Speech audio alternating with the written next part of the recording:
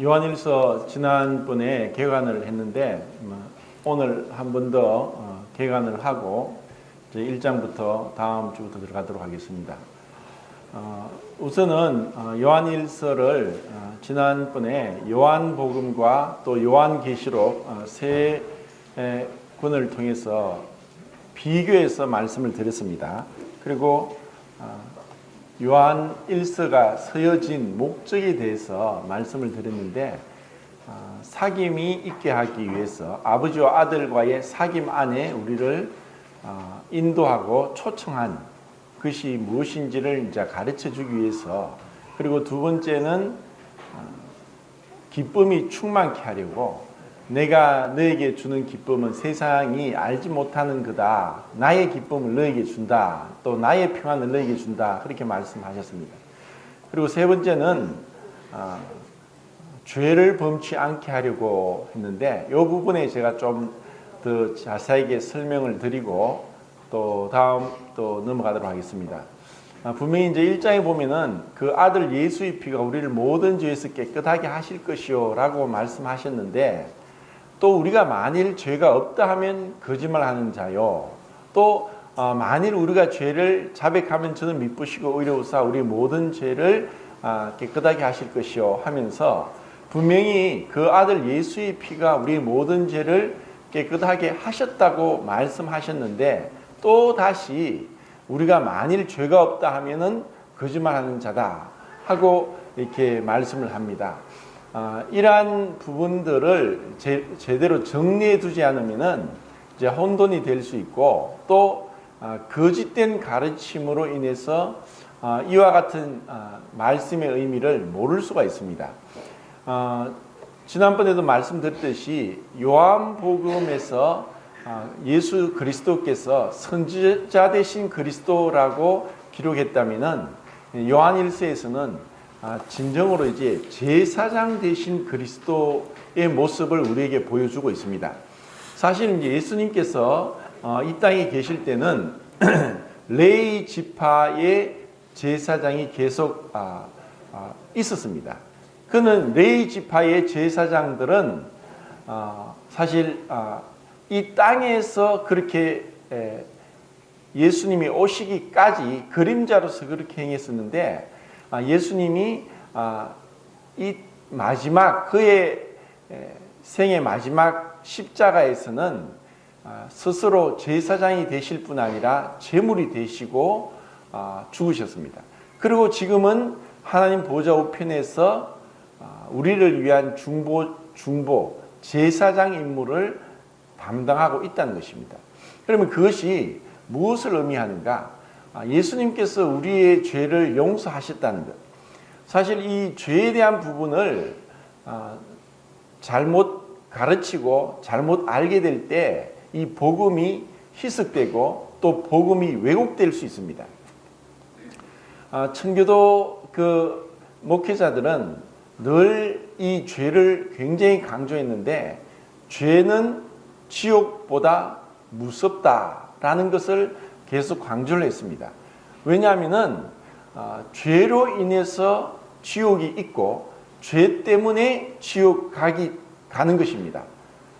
그런데 이 죄에 대해서 예수님께서 우리를 위해서 죽으심으로 우리에게 어떻게 죄사함이 이루어졌는가, 이 복음을 축소시키고 또 어느 부분만 강조를 하고 그렇게 할 때 이 요한일서에 있는 부분이 굉장히 그 혼돈 가운데 들어갈 수 있습니다.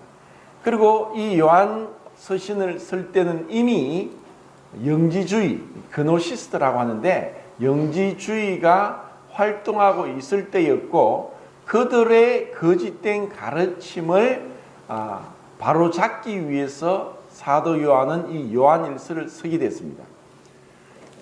그것은 제가 지난번 말씀드린 것처럼 그 헬라 철학, 그 플라톤 철학의 영향을 받아서 육과 영을 구분합니다.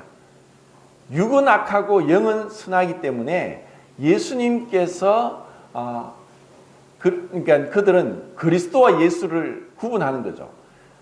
참 우스운 얘기인데 예수님은 어떤 인성을 가지신 그분의 모습을 그 이름으로 나타낸다면 그리스도는 하나님 아들 되시고 신성의 그 모습을 가지고 계십니다. 그런데 이것을 이 영지주의자들은 예수님께서 세례를 받으실 때 하나님이 임하셨고 겟세마네 동산에서 이미 떠나셨다, 이렇게까지 완전히 왜곡되게 가르치게 되었습니다. 그것은 육은 악하고 영은 선하기 때문에 하나님께서 그 그리스도가 죽으실 때까지 계실 수 없다는 황당한 얘기를 하는 것입니다. 사실 그 진리에 대해서 이런 말이 있습니다. 새로운 것은 진리가 아니고 진리는 새롭지 않다. 사실 성경에 기록된 이 진리는 변함이 없이 오랜 세월 동안 하나님 말씀, 아버지 말씀은 진리입니다. 요한복음 17장에서 예수님이 그들을 진리로 거룩하게 하옵소서, 아버지의 말씀은 진리입니다. 하나님 아버지 말씀이 진리인데 이 진리의 말씀을 계속 변개시키고 거짓으로 속이고 있는 이 세상과 사람들과 또 악한 마귀가 있습니다. 그럼 어떻게 그들이 계속 이 거짓으로 속이느냐? 오늘날도 다르게 말하면은 이단은 새롭지 않고 또 새로운 이단은 없습니다. 이미 2000년 교회 역사상 이단들이 이미 초대교회 때부터 나왔습니다. 지금 있는 수많은 이단들도 그러한 근본적으로 무엇에 대해서, 죄에 대해서, 은혜에 대해서, 구원에 대해서, 그리고 하나님에 대해서, 그리스도에 대해서, 성령님에 대해서 잘못된 가르침을 가르치는 이단들은 이미 초대교회 때부터 있어 왔고 그와 같은 거짓된 가르침들이 지금까지 여러 가지 옷을 바꿔 입으면서 변형되어서 또 다른 거와 합쳐지면서 지금까지 오고 있습니다. 우선은 이 죄에 대해서 로마서 5장과 6장의 차이인데 로마서 5장과 6장의 차이입니다. 5장에서는 전가된 죄에 대해서 얘기하고 있는데 이 전가된 죄, 이 좀 말이 어려운 것 같지만 이 전가는 옮기다 이 말이거든요. 제가 한자를 잘 못 쓰는데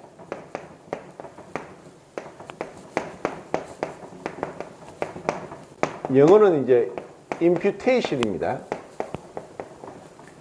전가된 죄는 아담으로 인해서 로마서 5장 12절에 이름으로 한 사람으로 말미암아 죄가 세상에 들어오고 죄로 말미암아 사망이 왔나니 이와 같이 모든 사람이 죄를 범하였으므로 사망이 모든 사람에게 이르렀다.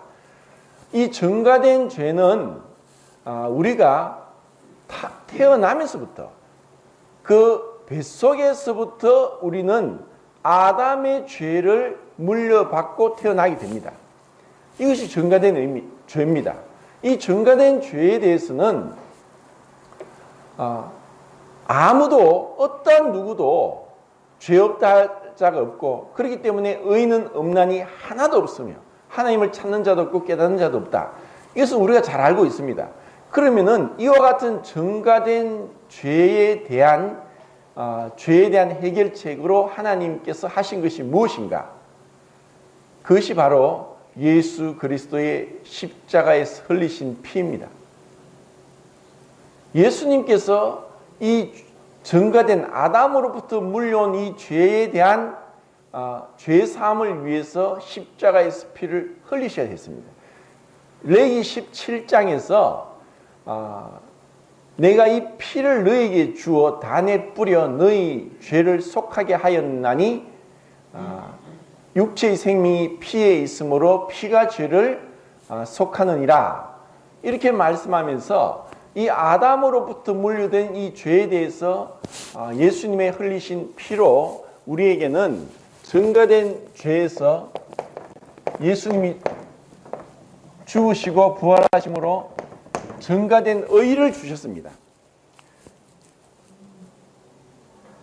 이것을 이제 로마서 5장에 설명하고 있는데, 첫 사람 아담과 둘째 사람 예수님, 첫 아담과 마지막 아담을 계속 비교하면서 흔히 그런 얘기를 합니다. 왜 하나님께서 아담이 죄를 짓게 하고 아담 때문에 우리가 죄인이 되게 했습니까? 나와 상관없이 그렇게 된 것이 불공평하지 않습니까? 많은 사람들이 그렇게 얘기를 하는데, 로마서 5장에서는 그것은 우선은 아담의 죄로 우리가 모두가 죄인으로 태어나게 된 것이 큰 불행인 것 같지만, 오히려 이것으로 인해서 하나님의 놀라운 은혜와 영광이 나타나게 되었고, 그리고 아담이 죄를 만약에 범하지 아니했더라면은 그냥 아담 혼자서 에덴 동산에서 행복하게 살 수 있었겠지만, 그것은 사실 불가능합니다. 피조물은 어차피 불완전하고 하나님의 완전함이 없기 때문에 언젠가 그 죄가 들어올 수밖에 없는 것입니다. 그런데 이제 그 아담의 범죄함으로 인해서 예수님께서 오셔서 아담이 범죄함으로 온 죄가 왕노릇한 것보다 우리가 은혜 안에서 생명 안에서 왕노릇하도록 하기 위한 더 큰 축복을 주기 위함이었다는 것을 우리는 로마서 5장에서 볼 수 있습니다. 이것을 다 이해하지 못하고 또 왜 그런가 하고 잘 이해가 안 된다 할지라도 그냥 단순하게 우리가 이 죄로 인해서 큰 고통 가운데 또 마치 하나님이 실패한 것 같았지만 그것이 아니라 이 아담의 죄로 인해서 예수님 안에서 있는 이 더 큰 은혜와 영광을 의 안에서 생명 안에서 왕노릇하기 위한 하나님의 놀라운 구원의 계획이었다는 것을 아는 것이 중요합니다. 그러면 이 전가된 의는 우리가 이 복음을 흔히 이렇게 이 첫 번째 이것만 얘기하면서 복음을 제한시키고 축소시키는데, 예수님께서 우리의 죄를 위해서 죽으심으로 이제 우리는 죄를 용서받았고 그리고 우리는 의롭다함을 얻었다 하고 이 전가된 의 가운데 머무른다면은 요한일서에 대한 이 말씀을 제대로 해석할 수 없게 되고, 또 우리 삶에 모순이 일어나게 되고, 또 초대교회 때부터 있었던 이단과 같이 이 죄에 대해서 그릇된 해석을 하면서 완전히 빗나가게 됩니다. 전가된 죄는 하나님께서 전가된 의로 신분적으로 아담 안에서 어쩔 수 없이 죄인으로 태어났다면은 이제는 믿음으로 인하여서 예수님 안에서 하나님께서 거저 주시는 이 의를 덧입게 되었고, 이것은 신분을 얘기합니다. 우리가 예수 그리스도를 믿게 되었다면은 신분적으로는 이제 의로워졌습니다. 그런데 여전히 전가된 의는 신분일 뿐이지 우리 안에는 여전히 죄가 있다는 것입니다. 그럼 우리 안에 있는 죄를 이제 로마서 6장에서 이 뭐라고 얘기하냐면은 내죄된 죄 아니면은 내주하는 죄를 얘기합니다.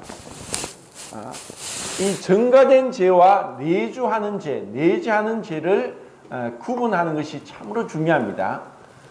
이것을 이제 구분을 하게 될 때, 그러면은 우리가 아담으로부터 물려받은 죄에 대해서는 예수 그리스도의 십자가의 피로서 깨끗하게 하시고 부활하심으로 의롭게 하셨다면은 우리 안에 내주하는 죄, 이것은 아담으로부터 인해서, 이것은 아담이 죄를 범할 때 우리도 그 안에 있었고, 아담뿐 아니라 이 세상의 모든 사람도 아담이 있었던 그 에덴 동산의 위치에 가면은 누구나 다 죄를 범하고 실패할 수 없다는 것을 증명하는 것이고, 그리고 아담 이후로 태어난 모든 사람들의 삶에 있어서 죄가 분명하게 드러남으로 인해서 누구도 죄 없다고 핑계할 자가 없습니다. 그리고 이 내주하는 죄, 이것은 아담으로부터 왔던 것이고 또 우리 스스로 우리 안에서, 내 안에서 있는 무지막지한 이 죄가 있다는 것을 얘기합니다. 그리고 이것을 로마서 7장에서는 한층 더 강화해서 뭐라고 하냐면은 죄의 법이라고 합니다. 법. 분명히 5장에서 이 복음은 3장 로마서 3장 21절부터 계속 이 복음이 나오고 은혜로 값없이 어렵다함을 얻었다고 말씀하고 있으면서 6장에서는 이 내재된 죄를 위해서 그리스도와 함께 다르게 연합해서 죽음과 부활로서 이 내재된 이 죄, 내주하는 죄, 이 내재된 죄를 이길 수 있도록 하나님께 하셨습니다. 다르게 말해서 우리의 구원은 객관적으로는 예수님께서 십자가에서 흘리신 피로 우리를 깨끗하게 하셨을 뿐 아니라 예수님께서 십자가에 죽으실 때 우리도 그 예수님과 함께 죽게 하셨다는 것입니다. 이것이 하나님께서 우리 안에 내주하는 죄를 처리하고 또 정결케 하는 하나님의 방법이었습니다. 이것을 모르면은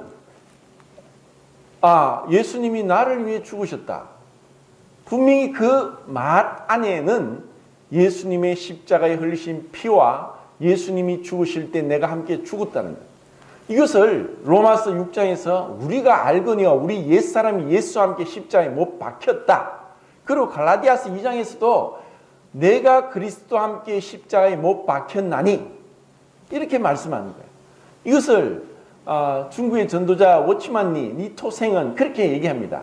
내가 만약에 여기 노트에다가 이런 펜을 넣고 이걸 봉해서 서울로 보낸다. 그러면 나는 이 노트를 보냈지만 이 펜도 같이 가는 것입니다. 그거와 같이 하나님께서 그리스도 안에서 그리스도와 연합해서 우리로 하여금 그 죽음과 부활에 동참하게 함으로 우리로 하여금 이 죄로부터 이길 수 있는 길을 열어놓아 주셨습니다. 그렇다면은 예수님께서 십자가에 흘리신 피로 우리 죄가 용서받았다면은 신분적으로는 의로워졌지만 여전히 우리 안에 내주하는 죄가 있고 이것을 죄의 법이라 하고 로마서 17장 15절부터 26절까지 구구절절이 그 죄의 법으로 인해서 고통당하는 자가 누구냐 하고 많은 논란이 있었는데 이것은 명백하게 바울 자신을 나타내고 있습니다. 로마서 5장에서는 예수님이 십자가에서 흘리신 피는 율법의 저주로부터 우리를 구원하셨고 율법의 저주로부터 우리를 건져내시고 구원하셨지만은 율법의 의무로부터 구원한 것은 아닙니다. 율법의 의무는 무엇이냐? 율법의 요구가 무엇이냐? 그것은 사랑입니다. 우리는 이 아담으로부터 물려받은 그리고 아담이 죄를 범하기 전에조차도 인간으로서는 하나님이 주신 그 십계명, 계명, 선악과를 알게 하는 나무의 가시를 먹지 말라는 한 가지 계명도 지킬 수 없는 연약하고 불완전한 자입니다. 이런 자를 주님께서 다 알고 계십니다. 우리는 그리스도 안에서 이 내주하는 죄를 여전히 믿고 나서도 내 안에 있는 죄의 법이 나를 사로잡아 오는 것을 어떻게 이겨내야 되는가 하는 것이 신앙생활을 하는 중요한 키 열쇠가 되는 것입니다. 그럼 이러한 것을 하게 하기 위해서 이제 요한서신서에서 우리에게 하나님이 어떠한 분인가 하면서 우리에게 이제 가르쳐 주고 있습니다. 그래서 7가지입니다. 하나님이 어떠한 분인가 하면서 제가 요한 서신서에서 말씀하고 있는 성도의 위치는 가족이라고 말씀드렸습니다. 5장에서 하나님께서 우리를 구원하신 것은 법적인 면에서 하나님이 재판장 되신 하나님께서 그 하나님의 법을 볼 때 우리는 죄를 범하고 용서받을 수 없는 자였는데 예수님께서 속죄제물, 화목제물이 되심으로 우리를 용서하시고 법적으로 우리를 의롭다고 선포하셨습니다. 그런데 여전히 우리 안에 내죄된 죄, 내주하는 죄를 인해서 우리는 무엇을 해야 되냐? 이것이 바로 복음적인 회개, 복음적인 회개를 요한 1서에서 말씀하고 있고 이것을 가족이라고 표현하면서 하나님 앞에 하나님이라고 하지 않고 아버지 앞에 우리에게 대언자가 있으니 이미 예수 그리스도로 인해서 구원받은 자들은 하나님 아버지라고 하면서 하나님 자녀된 가운데 어떻게 살아야 되는가를 말씀하고 있는 것이 요한 1서입니다. 그렇기 때문에 구원받고 나서도 교회가 무엇인지를 못 보게 되면은 올바른 신앙생활을 할 수 없고 또 변화될 수 없습니다. 이 요한서신을 기록한 네 번째 목적을 제가 요한 1서 2장 14절부터 말씀드리면서 우리에게 이루어진 사실을 알게 하기 위해서 기록했다. 우리에게 무엇이 이루어졌느냐? 자녀들아 너희 죄가 사함을 받았으며 아비들아 태초부터 계신 이를 알았으며 청년들아 너희가 악한 자와 싸워 이겼습니다.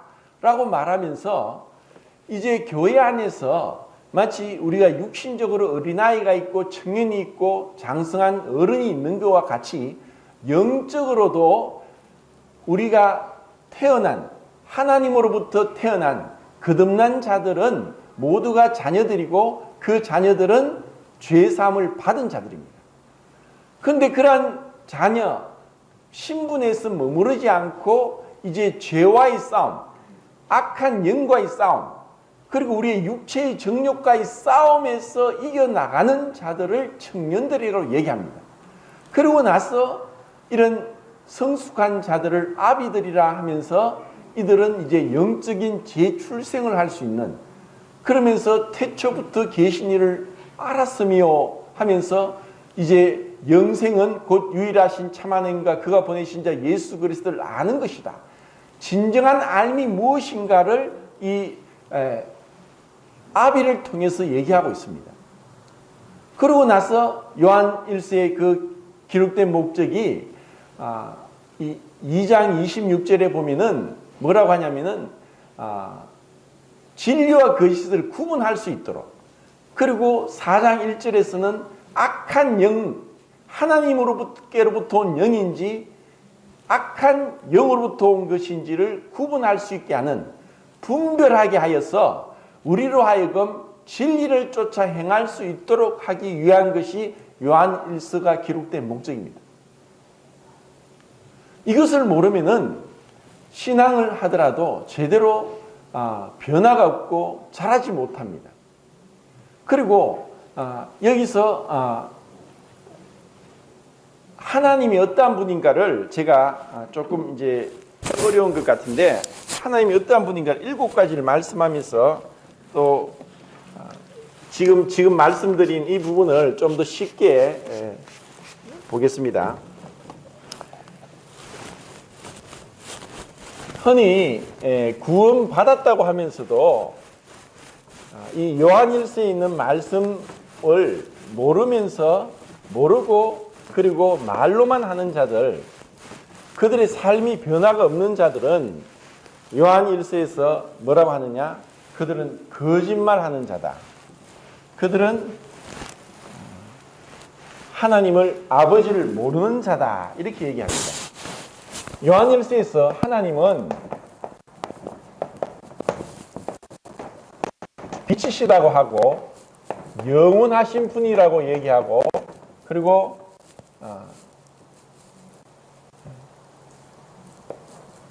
의로우신 분이라고 하고, 그리고 전지 모든 것을 아시는 분이라고 하고, 그리고 보이지 않는 분이라고 하고, 사랑이라고 한다. 몇 가지입니까? 6가지. 한 가지가 좀 있는데, 그리고 영생이고 영생을 주시는 분이다. 자, 이렇게 하나님이 어떠한 분인가를 보면서 믿는 자는 하나님께로부터 태어난 자이고, 마치 우리가 부모를 닮듯이, 그것은 당연한 것입니다. 부모로부터 태어났으니까 부모의 얼굴 모습이나 말투나 목소리나 또 성격이나 또 행동하는 것이나 그냥 억지로 따라해서 흉내내서 연습해서 노력해서 되는 것이 아니라 자연적으로 출생했기 때문에 되는 것입니다. 근데 여기서 요한일서에서 하나님의 이 7가지의 속성을 말하면서 하나님께로부터 태어난 자는 이와 같은 자다. 그래서 하나님은 빛이신데 어둠이 조금도 없다. 빛 가운데 있다고 하면서 어둠 가운데 있는 자는 거짓말하는 자다. 그리고 하나님은 의로우신 분인데 의를 행하지 않고 거짓 가운데 행하는 자도 거짓말하는 자고 하나님을 모르는 자다. 너희가 보이는 사람을 사랑하지 않고 보이지 않는 하나님을 사랑할 수 없다. 우리가 형제를 사랑함으로 사망에서 생명으로 옮겨진 줄 안다.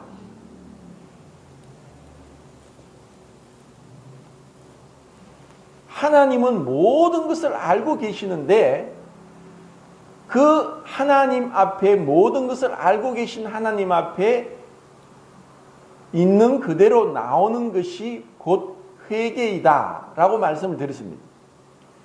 여기서 복음적인 회개를 계속 말씀하면서 우리가 구원을 받았고 신분적으로 의로워졌지만 우리 안에 옛사람이 죽었지만 옛사람의 습관, 아담으로부터 물려받은 이 습관, 그리고 이 육체가 그대로 있기 때문에 우리 안에 이 죄의 법이 계속 우리를 사로잡아서 이와 같은 하나님 말씀대로 빛 가운데, 의로움 가운데, 사랑 가운데 그렇게 나오지 못하도록 한다는 것입니다. 이것을 어떻게 이겨내느냐? 이것이 신앙이고, 그리고 요한 1서에서 뿐 아니라 신약 성경 전체에서 말씀하고 있습니다. 이 신약 성경은 모든 구원받은 자들에게 기록된 말씀이고, 그리고 이 말씀들 하나하나를 우리가 주의 깊게 살펴보아야만은 하나님을 올바르게 알 수 있다는 것입니다. 자, 우선은 하나님은 그 빛이시다. 이 빛에 대해서 얘기를 할 때 굉장히 단순한 말입니다. 그런데 너무나 깊이가 있습니다. 죄는 무엇이냐? 어둠입니다. 이 세상의 어둠의 세상 주관자. 그리고 우리가 흔히 밤손님, 도덕을 밤손님이라고 그러죠. 죄는 모르는데 어두운 데서 짓습니다. 아담이 죄를 범하고 나서 부끄러움을 알았고 부끄러움을 가리려고 했습니다. 이 세상 사람들이 왜 하나님을 믿지 않느냐? 빛을 싫어합니다. 어둠을 더 사랑하기 때문에. 요한복음에서 그렇게 말씀하고 있습니다. 그러면 우리가 하나님의 은혜로 증가된 의를 입고 또 예수님과 함께 십자가에 못 박혀서 예수님과 함께 죽음에 연합해서 죽은 자라면은 어떻게 살아야 되느냐? 하나님이 빛이신 것처럼 너희도 빛 가운데서 행하라는 것입니다. 그 빛 가운데서 행하는 걸 다르게 말하면은 우리가 서로 진실을 말하고 거짓을 말하지 말고 진실을 말하고. 이 세상은 거짓투성입니다. 사실 그냥 거짓말로 도배되어 있다고 볼 수 있습니다.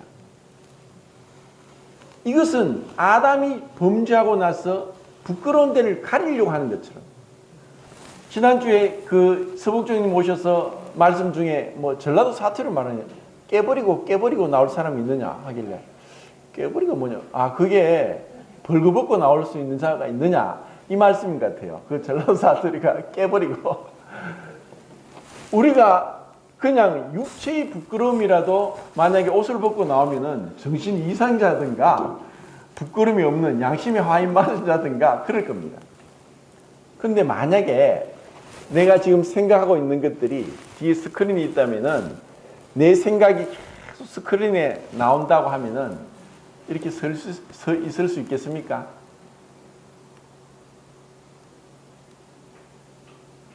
하나님께서는 빛이시기 때문에 우리의 생각에서부터도 정결하게 되기를 원하는 것이고, 신앙의 가장 중요한 관건은 내 생각에서 어떻게 악한 생각들, 마귀의 공격, 육체의 정욕을 뿌리치는가에 있습니다. 행동에 있지 않습니다. 생각에서부터 우리가 져버리면은 지는 거예요. 생각에서 들어오는 너희가 형제를 미워하는 자는 어둠 가운데 있는 자요.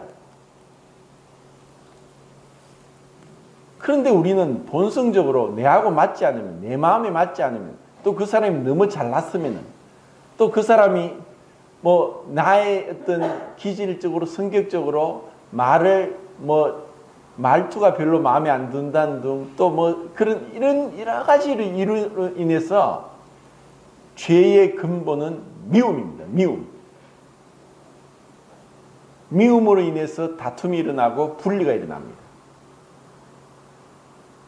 주님은 하나님이신데 그 주님이 받았던 고난, 십자가에서 고통, 그 속에서도 예수님이 기도하십니다. 아버지, 저들을 용서하십시오. 저들은 자기들이 하는 것을 알지 못합니다. 주님은 마음으로라도 그들을 미워하지 않았습니다. 가룟 유다에게 똑같이 처음부터 아셨습니다.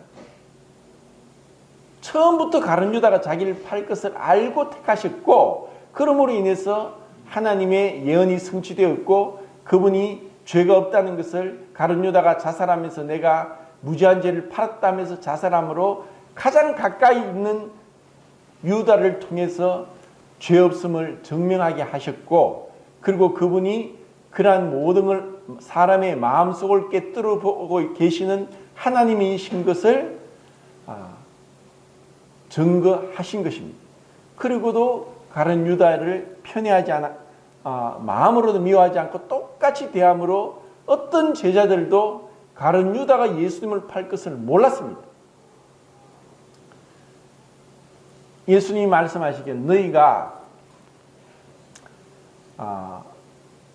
형제와 다투어서 용서하거나 용서받을 일이 있거든 예물을 드리다가도 형제와 사화할 만한 일이 생각나거든 예물을 제단에 두고 형제와 사하고 나서 다시 돌아와서 예물을 드리라. 왜 우리가 예배 드리는데 냉랭하고 그리고 그 기쁨과 감사와 또 평안으로 충만하지 못하냐? 여전히 죄 가운데 있으면서 해결하지 않는 거예요.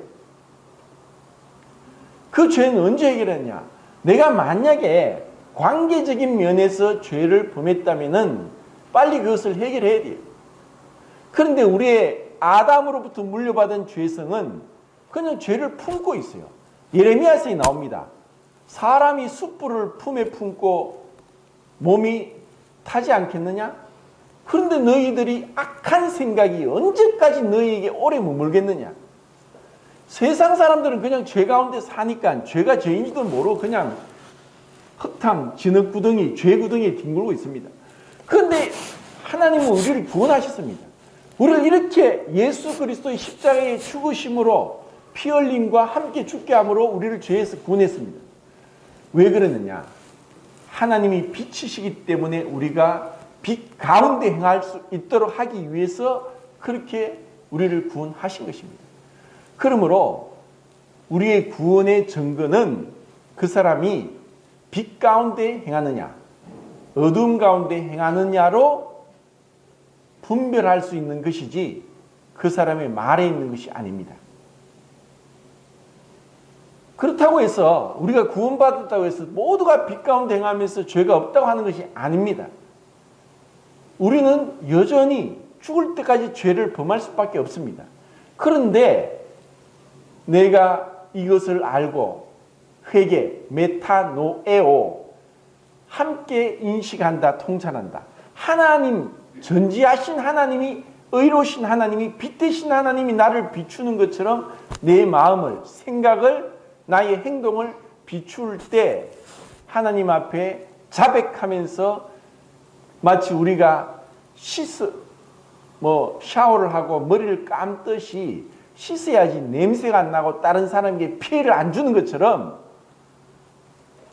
회개를 통해야만 아버지, 아들과의 성령과의 친밀한 교제 가운데 가는 것이고, 그래야만 우리가 그리낌이 없고 그리고 자연스럽고 그리고 거짓이 없이 하나님과 동행하는 삶이 될 수 있다는 것입니다. 그런데 이러한 회개, 자백, 수시로 내가 생각에서도 일어날 때, 그리고 내 자신을 하나님의 빛 가운데서 비추면서 하나님 앞에 이 성숙되어 가고자 하는 자녀들아, 너희가 그 이름으로 죄사함을 받았으며 죄사함에 머무르는 것이 아니라 이제 청년으로 아비로서 하나님을 알아가는 것, 그것을 얘기를 하고 있는 것입니다.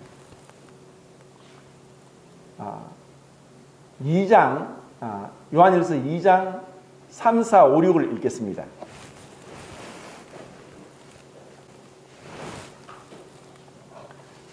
시작.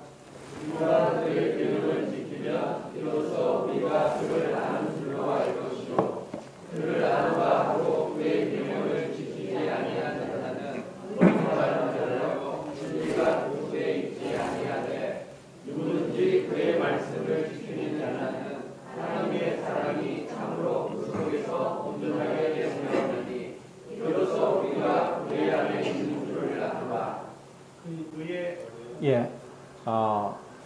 이제 앞으로 계속 이런 말씀들 하나하나 이제 살펴볼 것인데, 우리가 하나님을 안다고 하면서 빛 가운데 행하지 않고, 하나님을 안다고 하면서 사랑하지 않고 미움 가운데 있고, 그리고 어두움 가운데 있고, 그리고 회개하고 자백하지 않고 계속 있다면은 이러한 것들로 인해서 성장이 멈춰버리는, 그리고 더 이상 그분의 어떠하심을 알아가는데 막혀버리는 그러한 삶을 살 수가 있습니다. 그런데 이러한 것에서 돌이켜서 나오도록 하는 것이 무엇이냐? 바로 관계인데, 그것이 바로 교회입니다. 만약에 우리가 구원받고 나서 어디 산소에 들어가서 성경을 읽고 찬송을 하고 있으면은 그때 우리는 모든 문제도 없고 평안하고 기쁨이 넘치고 감사가 되고 너무 좋을 겁니다. 천국이 따로 없습니다. 그런데 그렇게 해서는 결코 자기 자신을 못 보게 됩니다. 볼 수가 없습니다. 그 빛에 대해서 제가 생각을 하면서, 그 태양이 지구로부터 1억 5천만 킬로미터 떨어져 있는데, 태양이 그 우주 공간에 빛이 오는데 사실 우주 공간은 캄캄합니다. 왜 캄캄합니까? 빛이 오는데 그 빛이 오는 그 빛의 길이라고 할까요? 그 길에는 마치 자동차를 타면서 헤드라이트를 켜면 어두운 도로가 싹 비치는 것처럼 비춰야 되는데 캄캄해요. 반사할 것이 없으면 빛이 나타나지 않습니다. 어두움은 빛이 아무런 어떤 반사될 것이 없을 때 빛이 나타나지 않는 거예요. 우리가 혼자 있으면은 진정으로 나의 어떤 모습을 알 수 없습니다. 신앙은 그냥 혼자서 구원받고 주님과 이렇게 교제하다 가는 것이 아니라 여전히 내재된 죄, 내주하는 죄에 대한 죄의 법과의 싸움을 하기 위해서는 다른 사람과의 관계가 필요합니다. 관계에서 이 관계가 바로 사랑이죠. 사랑은 혼자 하지 않는 거예요. 그래서 그런 얘기를 합니다. 하나님이 사랑이시라고 하면서 삼위일체에 대한 어떠한 성경에 언급이 없다면 어떻게 혼자서 사랑할 수 있느냐. 사랑은 반드시 사랑하는 자와 사랑을 받는 자와 사랑을 매개하는 자가 있다. 이것이 어선이 쉽게 말한 삼위일체에 대한 설명인데, 사랑은 관계를 통해 나타나는 것입니다. 그런데 이 관계를 통해서 우리가 무엇을 배우느냐? 참 내가 사람을 사랑할 수 없다는 것을 배우게 됩니다. 부모 자식 간에, 부부 관계, 그리고 형제 자매들 간에 이 관계는 필연적이고 피부치고, 그런데도 실제로 모든 인류의 가정 안을 들여다보면은 죄로 인해서 분리, 다툼, 최초의 아담의 범죄 이후로 가인과 아벨을 어떤 사이가 됐습니까? 가인이 아벨을 쳐 죽였습니다. 죄가 얼마나 무서운가를 알게 될 때 하나님 앞에 엎드리고 나올 수밖에 없습니다. 가장 거룩한 자는 자신이 가장 죄악된 자를 아는 자입니다. 그래서 사도 바울은 나는 죄인 중에 괴수다. 지금 우리가 이 중력을 못 느낍니다. 그리고 공기의 저항도 못 느낍니다. 우사인 볼트가 100m 달리기 하는데 손을 어떻게 하느냐? 이렇게 뛰느냐, 이렇게 뛰느냐? 이렇게 뛰는 별 차이 없죠.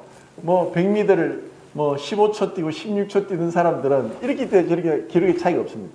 그런데 100m를 10초 안에 뛰는 사람은 주먹을 쥐고 뛸 때보다 손을 펴고 뛸 때가 더 빠릅니다. 그리고 스카이다이빙 하는 사람들이 그냥 손을 오므리고 내릴 때와 손을 펴고 내릴 때는 내려오는 속도가 틀립니다. 지금 우리가 공기저항을 빨리 가면 갈수록 공기저항이 심해지고, 중력을 벗어나려고 등산을 하면 할수록 올라가면 올라갈수록 힘이 듭니다. 중력을 벗어나는 것이. 우리가 거룩한 하나님, 빛 되신 하나님, 의로운 하나님, 사랑인 하나님께로 가까이 가면 갈수록 내 안에 죄의 법이 나를 사로잡고 내 안에 그런 의로움, 사랑, 진리가 없다는 것을 깨닫게 되는 것입니다. 그래서 내가 구원받기 위해서 예수님을 믿었다면 거룩한 삶을 위해서 수시로 예수님을 의지하지 않으면 거룩하게 될 수 없다는 것을 깨닫게 되는 것입니다. 그리고 율법의 저주로부터 구원받았지만 율법의 의무, 율법의 요구로부터 구원받은 것이 아니라 관계를 통해서 내 안에 있는 미움, 분리, 거짓, 불의함, 그것을 예수님을 의지함으로 그 그리스도와 함께 연합된 가운데 죽음과 부활로 인해서 내 안에 그리스도의 생명, 그리스도가 나타나도록 내 자신이 그분께 완전히 내어드리고 그분의 주권에 굴복하게 될 때, 그때서 우리는 진정한 사랑, 진실, 의로움 가운데, 빛 가운데 행할 수 있다는 것입니다. 내가 얼마나 빛 가운데 행하고 의롭고 그리고 사랑 가운데 있는가? 그것은 자기가 자기를 평가하는 것이 아닙니다. 바울도 나도 나 자신을 평가하지 않는다. 판단하지 않는다. 나를 판단하실 분은 주님이시다. 그리고 우리가 이런 은혜 가운데 증거된 의를 잊고 있음에도 불구하고 여전히 죄 가운데 있지만 계속해서 죄를 범한다면 두 가지입니다. 그 자는 구원받은 자가 아니라는 것입니다. 요한 1세에서 죄를 범한다는 것은 헬라어 시제로는 현재 시제가 기록되었지만 계속해서 반복해서 죄를 범한다면 구원받은 자가 아니라는 것이고, 만약에 구원받았음에도 불구하고 반복해서 죄를 짓는다면 하나님의 징계가 반드시 있습니다. 히브리서 12장에 기록되어 있습니다.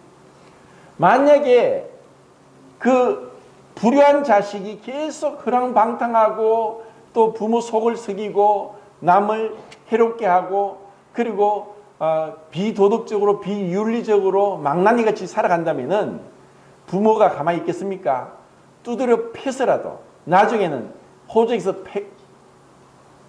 파가라고 네 자식 아니라고 까지 하면서 그 자식의 잘못된 것에 대해서 징계가 있는 것이 당연한 것처럼 계속해서 죄를 짓고 있고 말로서는 그렇게 구원을 얘기하지만 거짓된 행위를 회개하지 않는다면 하나님께서 징계하십니다.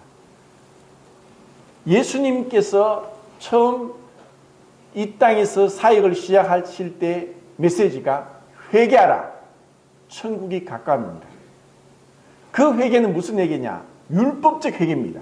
그것은 율법 앞에서 우리가 죄인이기 때문에 율법으로 어렵다함을 얻지 못하기 때문에 율법으로 어렵다함을 얻으려 하지 않고 예수 그리스도를 믿음으로 구원받기 위해서 율법적 회개가 반드시 필요하고 이것은 단회적이고 이례적이고 한 번 하면 됩니다. 그렇지만 구원받고 나서 예수님께서 성천하시고 나서 교회에게 주신 메시지 동일하게 회개하라입니다. 요한계시록 2장과 3장에 7교회 중에서 5교회에 회개하라라고 말씀하셨습니다. 그 중에 빌라델비아와 스무나 교회는 빠졌습니다. 그러면은 교회에 대해서 회개하라는 회개는 복음적 회개입니다. 그것은 아버지 앞에서 자녀로서 아버지를 닮지 못하고 아버지의 빛되시고 의로우시고 사랑이시고 한 그러한 모습을 담지 못하고 여전히 옛사람의 습관대로 행하는 자들로 하여금 회개케 하는 것입니다.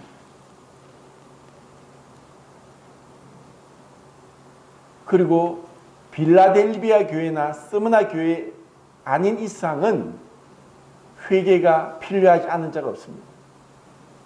진실한 회개는 하나님의 은혜로 오히려 그것이 전화유혹이 된 것입니다. 베드로는 엄청난 죄를 범했지만 베드로가 회개하고 하나님 앞에 나왔을 때 그는 천국 열쇠를 가진 자로서 사도행전 2장에서 유대인들에게 복음을 전해서 3,000명, 5,000명이 구원받게 했고 사도행전 8장에서 사마리아 유대인들이 개 취급하고 사마리아로 통과도 하지 않았던 그 사마리아에 가서 안수하고 기도하면서 성령을 받게 했습니다. 그리고 사도행전 10장에 이방인 고넬료, 이방인에게 복음을 전함으로 고넬료가 성령 받는 천국 열쇠로 이 교회가 임하게 하는 그 주인공이 됐던 자가 베드로였습니다. 우리가 정말 하나님 앞에 어떻게 변화가 되느냐? 하나님은 빛이십니다. 그리고 그 빛 대신 하나님 앞에 우리의 어둠을 물리치는 것. 내 안에 있는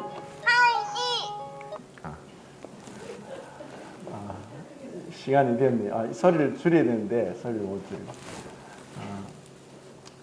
제가 지금 7가지 적은 것을 이제 하나하나 제가 살펴보겠는데 정말 중요한 부분입니다.